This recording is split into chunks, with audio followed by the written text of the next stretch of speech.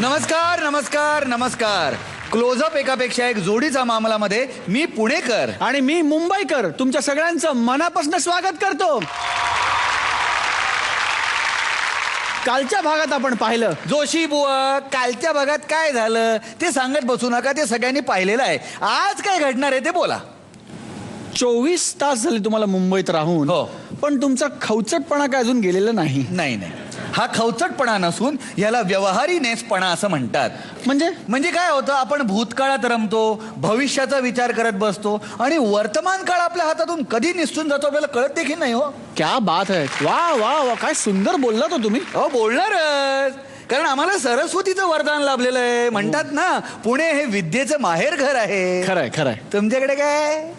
आम्हा मुंबईकरांना लक्ष्मी मातेचं वरदान आहे. हो, म्हणून तर मुंबईला भारताची आर्थिक राजधानी म्हणतात पुणेकर. हो, हा ठीक आहे ठीक आहे ठीक आहे ठीक आहे. पण ज्यांना नटराजाचा आशीर्वाद लाभलेला आहे अशा व्यक्तीचं आपण स्वागत करूया का? अर्थात जोरदार टाळ्यांनी स्वागत करूया आपल्या कुटुंब प्रमुखांचं, महागुरु सचिनजी पिळगावकर यांचं.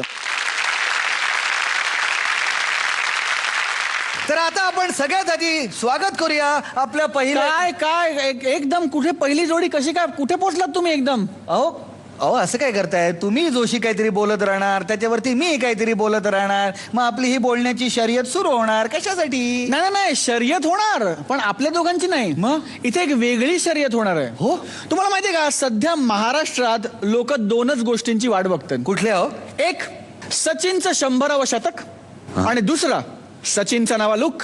हे काय बोलताय तुम्ही जोशी?